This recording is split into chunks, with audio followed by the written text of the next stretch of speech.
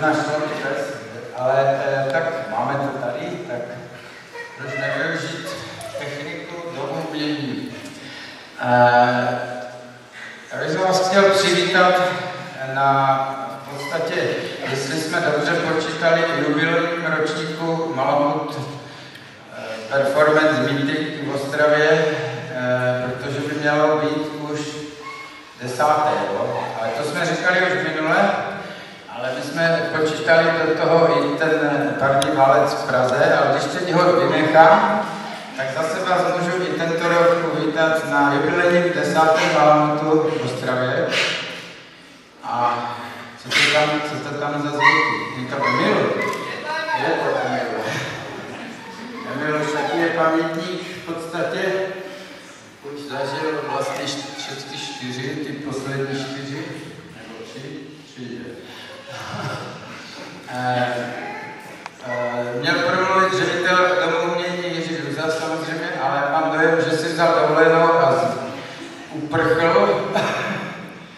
Takže to je na mě, ale já nebudu dlouho zdržovat. Pavel Kvašněvský, který bude performovat jako první, mě požádal o 10 minut zdržovačky, jo? Takže musíte vydržet 10 minut, ale nebude to jenom zdržovačka, ale chtěl bych přivítat hlavně tedy publikum, že jste se sešli tak v takovém hojném počtu a naše umělce, kteří budou ty 3 dny, dnes, zítra a pozítří, převážně teda na dole Lubina, performovat. A letos máme poměrně dost mezinárodní obsazení, takže je to, já myslím, že se můžete těšit na exotické performance provozované umělci z celého světa. A dneska tady v Domě umění budou performance 2, možná až 3. Jedna venku, možná jestli Martin, ale to vypadá, že se mezi tím setví. Uvidíme, necháme to otevřený, ale první 2 budou určitě.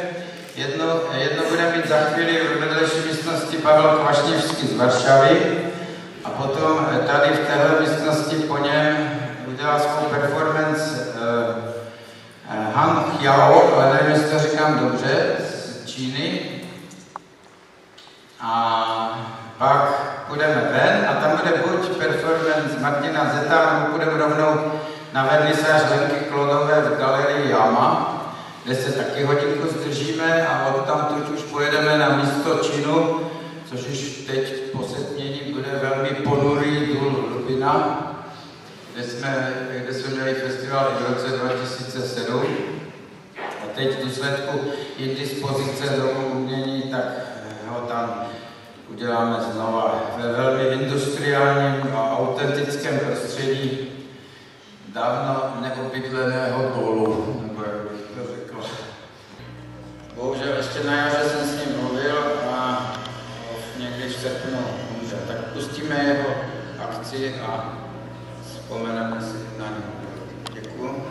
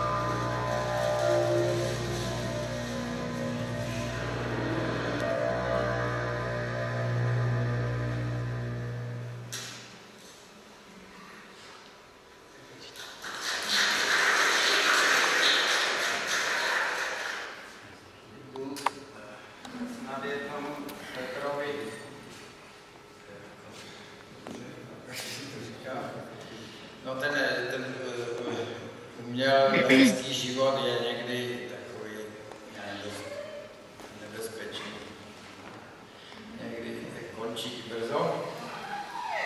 Tak já teda bych vás rád